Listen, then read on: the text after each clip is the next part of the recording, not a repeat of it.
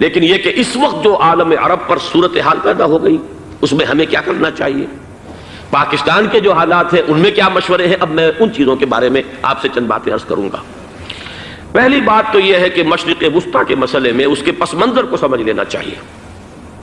ہمارے بہت سے احباب جو ہیں وہ فوری طور پر وقتی صورتوں کو، جیسے کہ حالات و واقعات ہوتے ہیں، صرف انہی کے اعتبار سے رائے قائم کرتے ہیں، چیزوں کا پس منظر جو ہے نگاہوں کے سامنے رہنا چاہیے۔ اس صدی کا ایک مختصر سا نقشہ ذہن میں رکھیے۔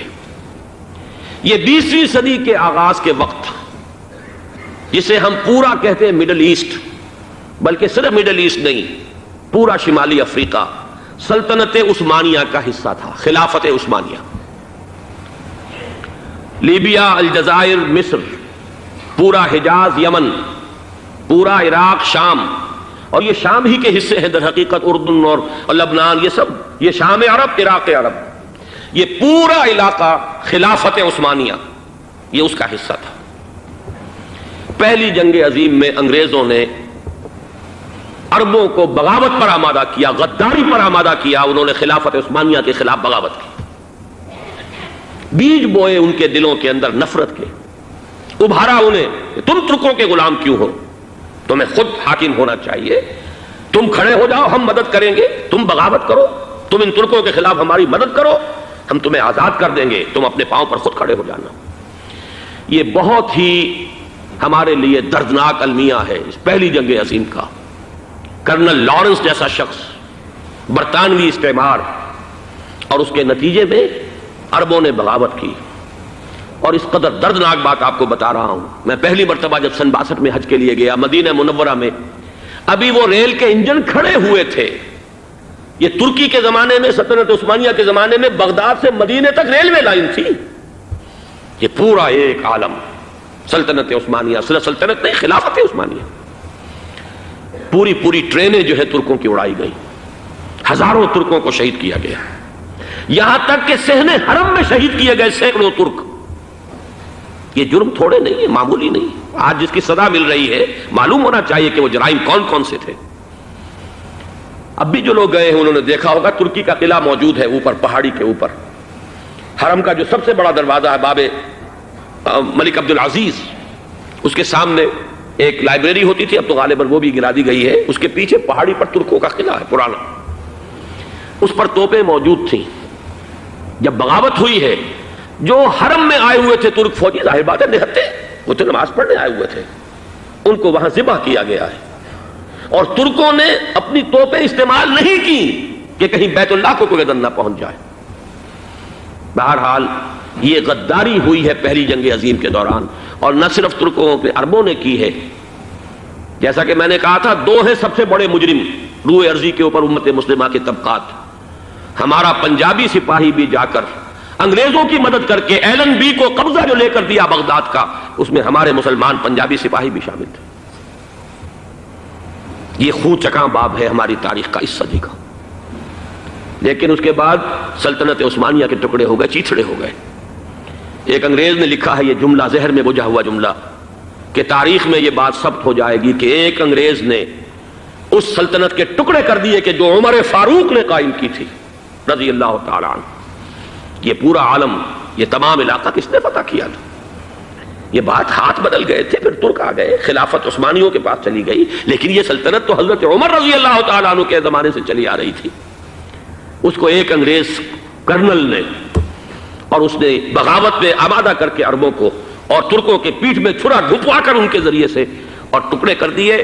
لیکن جب جنگ ختم ہوئی، اب انہوں نے کہا کہ اب ہمیں آزادی دیجیے، تو اب انہیں معلوم ہوا کہ غداروں کو دنیا میں کیا ملتا ہے۔ ٹکڑے کر دیے گئے۔ یہ حصہ عراق یہ انگریز کے پاس رہے گا، شام کا یہ علاقہ یہ فرانسیسیوں کے پاس رہے گا، مصر پر انگریزوں کا تسلط رہے گا، لیبیا اطالویوں کے پاس رہے گا، لے دے کر یہ جو علاقہ تھا حجاز، چونکہ وہاں کچھ تھا ہی نہیں، بوادن غیر ذی زرع، یہ عربوں کے پاس چھوڑ دیا گیا۔ اس وقت جو بادشاہ ہیں شاہ حسین اردن کے، ان کے دادا سب سے بڑے غدار وہی تھے، لہذا ان کو اس علاقے کی بادشاہت دے دی گئی۔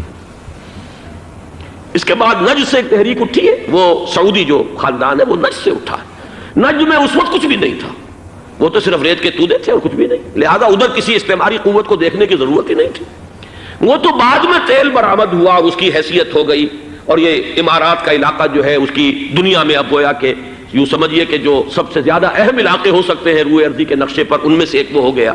لیکن یہ اس وقت کی بات میں کر رہا ہوں، کوئی حیثیت نہیں تھی، لہذا اس کو چھوڑ دیا گیا۔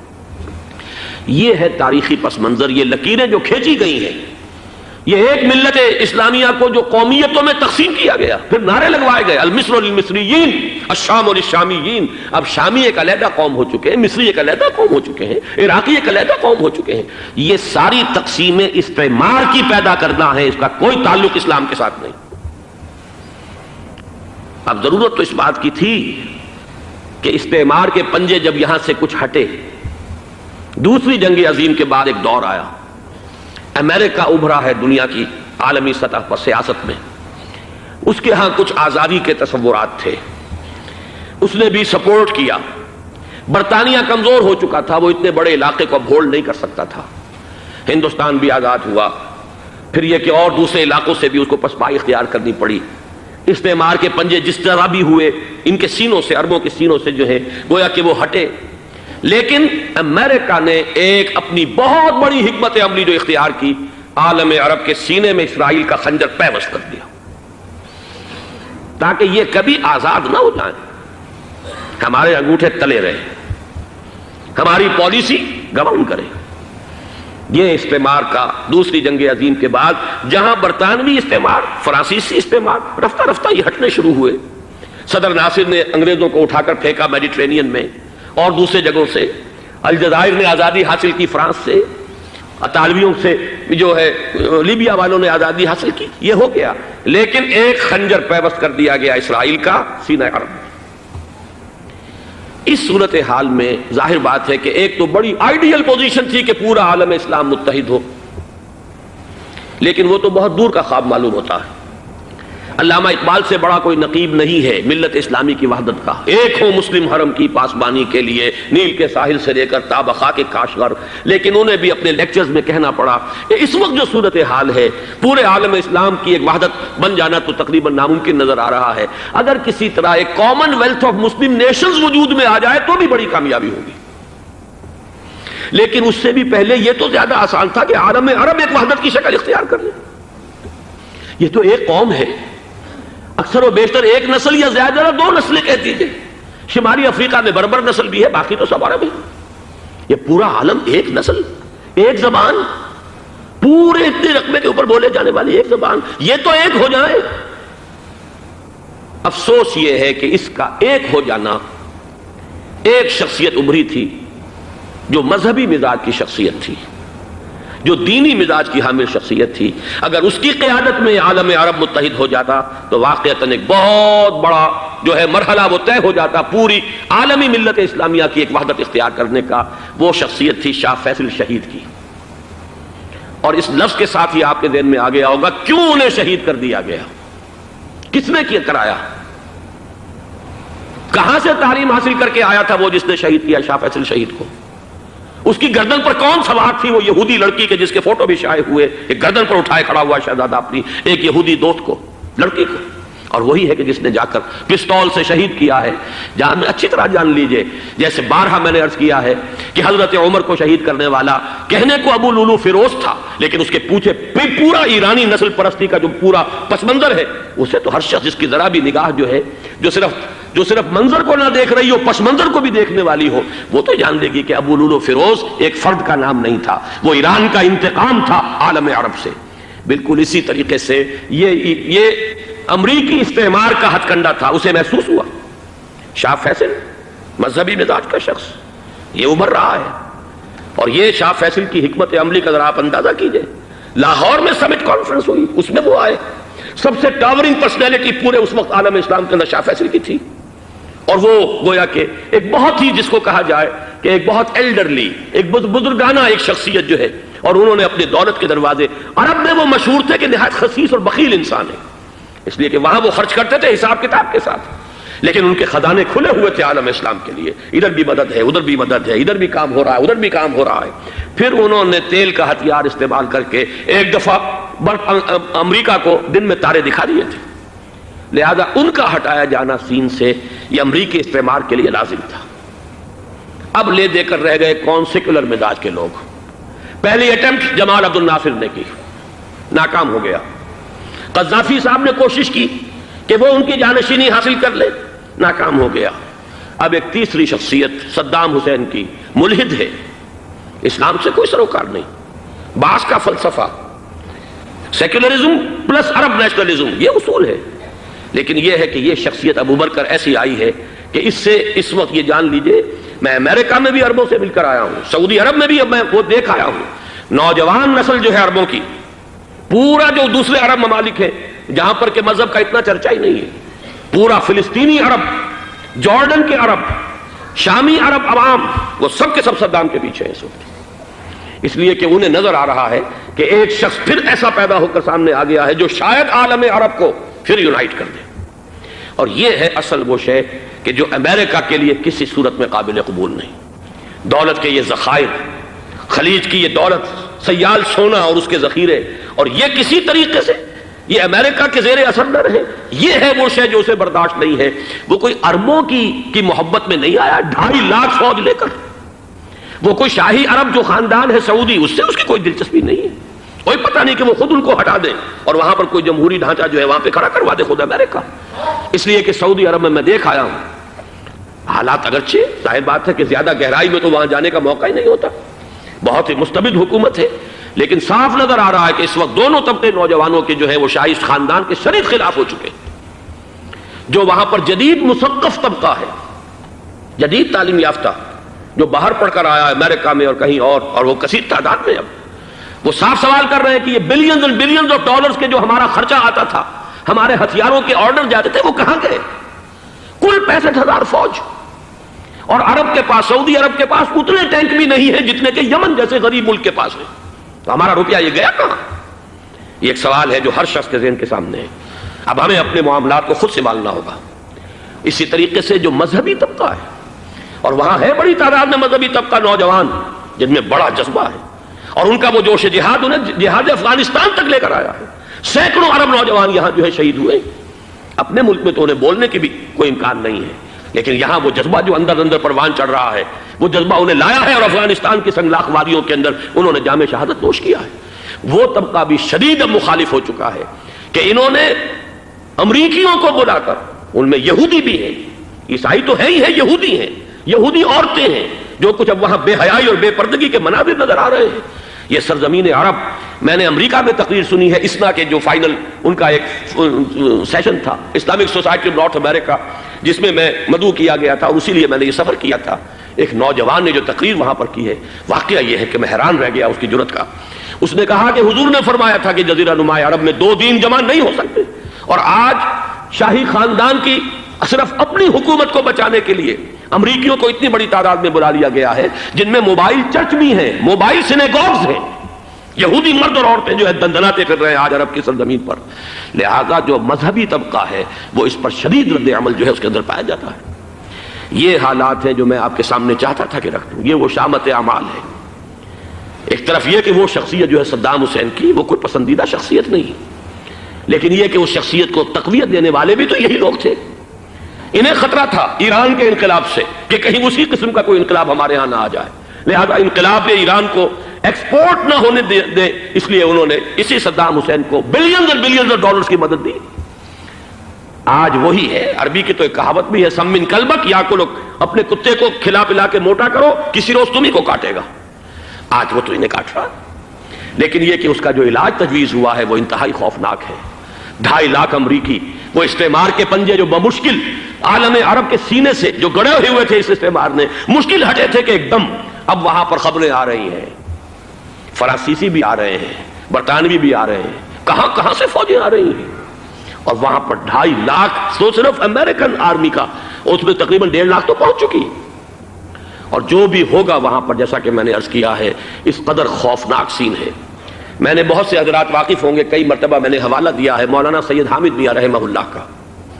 انہوں نے ایک دفعہ مجھے بتایا تھا کہ احادیث میں جو قرب قیامت کے حالات و واقعات کی پیشن گوئیاں ہیں، ان میں یہ ہے کہ وہ جو آخری جنگ ہونی ہے جو کہ دجال کے خلاف ہوگی مسلمانوں کی، اور جس میں کہ حضرت مسیح علیہ السلام کا نزول ہوگا، جس کے سلسلے میں اس سے پہلے ایک جنگ ہوگی بہت خوفناک، بہت خوفناک۔ اور عجیب الفاظ ان کے یہ تھے کہ اس میں ایک طرف مسلمان اور عیسائی اور یہودی تینوں ہوں گے۔ یہ بات سمجھ میں نہیں آتی تھی کہ مسلمان اور یہودی ایک جگہ کیسے جمع ہو سکتے ہیں۔ آج وہ نقشہ نظر آ گیا۔ آج اسرائیل، امریکہ، سعودی عرب اب یہ ایک ہیں، بلکہ چلتے آئیے مصر، اسرائیل، سعودی عرب اور جو بھی ان کے حواری ہیں وہ سب ایک صف میں کھڑے ہیں، اور ان کے اوپر سیادت کس کی ہے؟ امریکہ کی۔ وہ نقشہ آ گیا ہے۔ اور اس جنگ کے سلسلے میں مولانا حامد میاں رحمہ اللہ نے مجھے بتایا تھا کہ حدیث میں الفاظ آئے ہیں، اتنے لوگ ہلاک ہوں گے، اتنے لوگ ہلاک ہوں گے، اتنے لوگ ہلاک ہوں گے کہ ایک پرندہ سینکڑوں میل تک اڑتا ہوا چلا جائے گا اور اسے سوائے لاشوں کے اور کچھ نظر نہیں آئے۔ یہ نقشہ خاکم بدہن تلا ہوا ہے، کھڑا ہوا ہے۔ جو بھی ہوگا کیمیاوی جنگ، کیمیاوی وارفیئر، کیمیکل وارفیئر، اور پھر ایٹمک وارفیئر، جس کی کھلی دھمکیاں دی جا چکی ہیں۔ کبھی کوریا کے بارے میں اندیشہ تھا کہ یہ درندے خدا کی دھرتی کو، کوریا کی غریب بستی کو ناگاساکی بنا کے چھوڑیں گے، ہیروشیما بنا کے چھوڑیں گے۔ آج وہ صورتحال جو ہے عالم عرب پر، heart of the Arab land, اس پر یہ صورتحال بالکل تلی کھڑی ہے۔ اس میں ہمیں کیا کرنا چاہیے؟ میں نے یہ چاہا کہ پورا پس منظر آپ کے سامنے ہو، صرف وقتی سا کوئی ایک نعرہ، وقتی سی کوئی ایک خبر، اس کے حوالے سے ایک جذبات کا معاملہ، پورا ایک پس منظر سامنے رکھیے۔ اب وہ آپ کو شاید میری باتیں جو ہیں وہ سمجھ میں آ جائیں۔ نمبر ایک، ہمیں کسی صورت اس جنگ میں امریکہ کے گھڑے کی مچھلی نہیں بننا چاہیے۔ امریکہ اسلام کے تحفظ کے لیے نہیں آیا، امریکہ حرمین کی حفاظت کے لیے نہیں آیا، امریکہ اپنے مفادات، عالمی مفادات کے تحفظ کے لیے آیا، اور زیادہ سے زیادہ آپ کہہ سکتے ہیں کہ وہ سعودی شاہی خاندان کی حفاظت کے لیے آیا۔ اور بڑا عمدہ مضمون چھپا تھا پچھلے، بلکہ ابھی تک تو وہ تازہ ہی ہے جب تک نیا نہیں آتا، ندا میں، جس کا عنوان تھا اربوں کا چھرا اور اربوں کا گدا۔ سارے پیسے بھی انہیں سے لے رہے ہیں۔ $12 بلین کا ایک چیک لے کر گیا جیمز بیکر۔ اندازہ تو کیجیے دنیا کہاں سے کہاں پہنچ گئی۔ میں حیرت ہوں کہ دنیا کیا سے کیا ہو جائے گی۔ 2 ماہ قبل اس کا تصور نہیں ہو سکتا تھا۔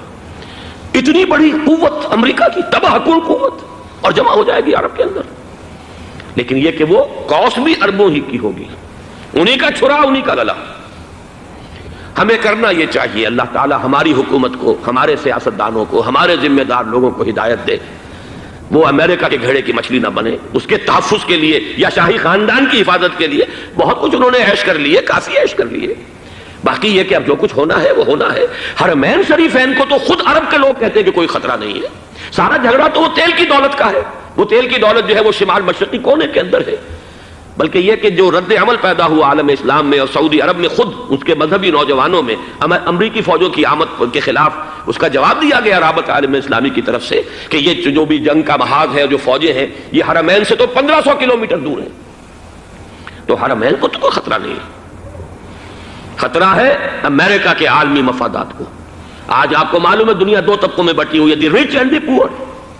یہ جو اقوام ہیں، جو 6-7 قومیں شمار ہوتی ہیں دنیا کی دولت مند قومیں، ان کے لیے خطرہ ہے کہ یہ اگر ہم ان کا جو سب سے بڑا ذریعہ ہے اس کا صنعت کا، یہ تیل، اگر اس کو کچھ ہو گیا تو ان کی سب کی اکانومی جو ہے وہ ایک دم دھڑام سے زمین پر آ جائے گی، وہ بھی برابر ہو کر رہ جائیں گے دنیا کے دوسرے ملکوں کے۔ یہ اس کی حفاظت کے لیے آئے ہیں۔ ہمارے نوجوان کو آج میں سوچتا ہوں کاش کہ ہمیں معلوم ہو، ہمیں وہ تاریخ دہرانی نہیں چاہیے کہ ہم نے پہلی جنگ عظیم میں انگریزوں کے استعمار کے پنجے گڑوانے کے لیے اپنی جانیں دیں۔ پنجاب کا نوجوان، پنجاب کا مسلمان سپاہی بھی جا کر ایلن بی کو قبضہ دلوانے کے اندر اور بغداد پر قبضہ کرانے میں اس کے تعاون کیا، اس کی مدد کی۔ کیا آج بھی وہی تاریخ اپنے آپ کو دہرائے گی؟ آج ہمارا فوجی جائے گا وہاں پر امریکہ کے تحفظ کے لیے، اس کے مفادات کے تحفظ کے لیے۔ پہلی بات یہ کہ یہ ہرگز نہیں ہونا چاہیے۔ ہونا کیا چاہیے؟ پہلی کوشش یہ ہو کہ یہ بین الاسلامی معاملہ بنے، مسلمان امت آئے، امریکی فوجیں جائیں، فرانسیسی جائیں، برطانوی جائیں۔ ہاں اس صورت میں کہتا ہوں پاکستان کا ایک ایک بچہ وہاں جائے اور اپنی جان قربان کر دے، اس لیے کہ یہ قرآن کا حکم ہے۔ وَإِن طَائِفَتَانِ مِنَ الْمُؤْمِنِينَ اقْتَتَلُوا فَأَصْلِحُوا بَيْنَهُمَا فَإِن بَغَتْ إِحْدَاهُمَا عَلَى الْأُخْرَى فَقَاتِلُوا الَّتِي تَبْغِي حَتَّى تَفِيءَ إِلَىٰ أَمْرِ اللَّهِ فَإِن فَاءَتْ فَأَصْلِحُوا بَيْنَهُمَا بِالْعَدْلِ وَأَقْسِطُوا إِنَّ اللَّهَ يُحِبُّ الْمُقْسِطِينَ۔ امت مسلمہ کو حکم دیا گیا ہے اگر مسلمانوں کے 2 گروہ لڑ پڑے تو تم صلح کراؤ، اور اگر ایک فریق زیادتی پر تلا رہے، اڑا رہے، تو اب سب مل کر اس سے جنگ کرو یہاں تک کہ اسے اللہ کے حکم کے آگے جھکا دو۔ پھر اگر وہ اللہ کا حکم مان لے، صلح پر آ جائے، تو پھر عدل و قسط کے ساتھ ان کے درمیان صلح کرا دو۔ یہ ہمیں حکم ہے، مسلمانوں کو حکم ہے۔ لیکن یہ کہ یہ امریکی آ رہے ہیں اور امریکی استعمار اور امریکی مفادات، اور اس کے لیے جو ہے پاکستان کا مسلمان سپاہی بھی جائے، میرے نزدیک کی کسی صورت میں صحیح نہیں۔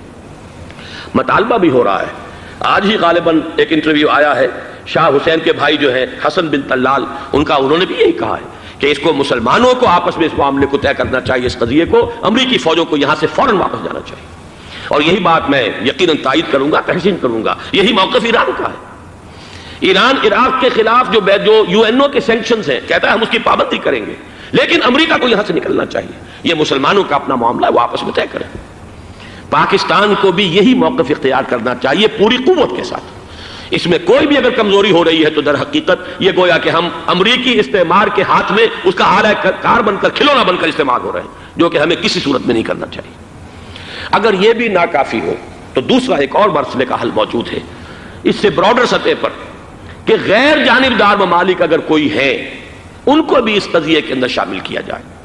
ایک تحریک تھی کسی زمانے میں، کافی بڑی تھی، لیکن یہ کہ وہ بھی اگر اس کے اندر شامل ہو جائیں۔ لیکن امریکہ، رشیا، یہ تو ظاہر بات ہے سپر پاورز ہیں، ان کے مفادات ہیں، عالمی اور گلوبل مفادات ہیں، لہذا اول تو یہ ہونا چاہیے کہ بین الاسلامی معاملہ بنا کر، اس صورت میں جیسا کہ میں نے عرض کیا ہماری پوری فوج بھی جائے اللہ پر توکل کر کے، پاکستان کا محافظ اللہ ہوگا، اگر اللہ کے ایک حکم کے اوپر عمل کرتے ہوئے مسلمان یہاں سے جائیں اور جا کر وہاں پر جو ہے اپنی جانیں دینے کو تیار ہو جائیں۔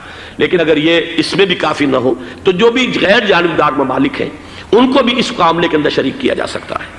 بدرجۂ آخر اگر پاکستانی فوج جائے، وہ صرف حرمین شریفین کے گرد و نواح میں ان کو ڈپلوائے کیا جانا چاہیے۔ اگر خدا نہ خواستہ وہاں پر کوئی آنچ آنے کی شکل پیدا ہو جائے تو اس کی، اے ارض پاک تیری حرمت پہ کٹ مرے ہم، اس کے لیے مسلمانوں کو تیار رہنا چاہیے۔ اس لیے کہ بہرحال جہاں تک ارض پاک کی حرمت کا تعلق ہے وہ ہمارے ایمان کا جز ہے، باقی برطانوی مفادات، امریکی مفادات، صنعتی ممالک کے مفادات یا کسی شاہی خاندان کے مفادات، یہ شاہی خاندان یہ تو گرتی ہوئی دیواریں ہیں، جانا ہے آج نہیں تو کل، لیکن یہ کہ اصل معاملہ ہے امت کا، اصل معاملہ ہے امت مسلمہ کا، اصل معاملہ ہے حرمین شریفین کا، لہذا ان دونوں چیزوں کو لازماً گڑبڑ نہ کریں۔ آپ حضرات کے علم میں ہے کہ اس سے پہلے ایران کی طرف سے بار بار مطالبہ ہوا کہ حرمین کو بین الاسلامی کنٹرول میں دے دیا جائے اور سعودی عرب کا اس کے اوپر سے جو انتظامی عمل دخل ختم کر دیا جائے۔ میں نے کبھی تائید نہیں کی، اس لیے نہیں کی کہ میرا مشاہدہ ہے، میں گیا ہوں بارہا، سعودی عرب کی حکومت نے چاہے خود بھی بڑے بڑے محل بنائے ہیں لیکن حرمین کی خدمت کے اندر بھی کوئی کمی نہیں کی، اس پر انہوں نے اربوں ڈالر اس پر بھی خرچ کیا ہے، اس کے اوپر انہوں نے اس حج کے انتظامات پر پوری حکومت جو ہے وہ اپنے آپ کو لگائے رکھتی ہے، لہذا اس اعتبار سے کوئی کمی کی بات نہیں وہاں پر آئی کہ جس کے لیے ضرورت ہو کہ ان کا عمل دخل وہاں سے ختم کیا جائے۔ لیکن یہ صورتحال اب جو پیدا ہو گئی ہے یہ بالکل مختلف ہے، اسے اس کے کانٹیکسٹ کے اندر دیکھا جانا چاہیے، اور اسی کے حوالے سے میں نے چند رائے آپ کے سامنے رکھی۔ اب آئیے پاکستان کی طرف، جو ہمارا اصل مسئلہ ہے، اس کے تو ہم سب سے بڑے ذمہ دار ہیں، اس کی بھلائی ہے تو، برائی ہے تو، اس میں خیر آتا ہے تو وہ بھی ہماری کوشش اس کے لیے ضروری ہے، اور کوئی شر پیدا ہوتا ہے تو اس کی ذمہ داری بھی ہم پر آئے گی۔ اس کے ضمن میں چند باتیں عرض کر رہا ہوں۔ شدید ترین خطرہ ہے، جیسا کہ میں عرض کر چکا ہوں، کہ بھارت حملہ کرے گا۔ مجھے تو تقریباً یہ رائٹنگ آن دی وال کے مانند ایک فیصلہ نظر آ رہا ہے، بلکہ آج میں کسی سے کہہ رہا تھا کہ اگر اب نہیں تو پھر کبھی بھارت حملہ نہیں کر سکتا۔